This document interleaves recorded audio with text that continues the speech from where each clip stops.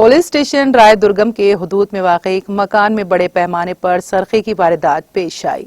तफसीलात के मुताबिक गच्चीबौली टेलीकॉम नगर में वाक़ई गोविंद राव नामी शख्स के मकान में नेपाल से ताल्लुक़ रखने वाला जोड़ा लक्ष्मण और उसकी अहलिया पोतरा गुज़िश्ता 4 माह से वॉचमैन की हैसियत से काम कर रहे थे।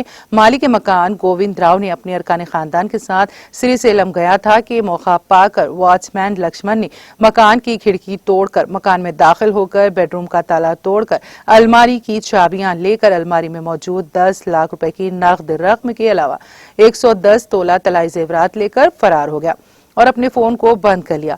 मालिक मकान की शिकायत पर पुलिस राय दुर्गम ने इस सिलसिले में मुकदमा दर्ज करके तहकीकात का आगाज कर दिया।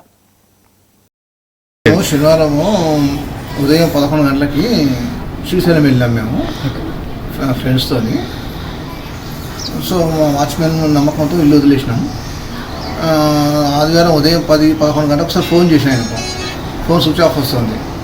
కాలనీలో కూడా 2 బుక్లు మళ్ళీ ఫోన్ చేశాను. వాళ్ళు కూడా వచ్చి చూస్తే వాళ్ళు లేడని చెప్పారు. మా పెయింట్ హౌస్లో ఒక అతను రెంట్కి ఉంటాడు, అతను కూడా ఫోన్ చేస్తే డౌట్ వస్తుంది వాళ్ళ మీద అన్నాడు. మనంతో ఇంటికి వచ్చి చూస్తే సండే సాయంత్రం 7 గంటల వరకు వచ్చేసరికి ఇల్లు మొత్తం తలుపు కిటికీలు అల్మారిలో ఉన్న వస్తువులన్నీ దొంగిలించడం జరిగింది. మొత్తం ఎంత పోయిందండి? దాదాపు 60 నుంచి 70 లక్షల వరకు ఉంటుంది.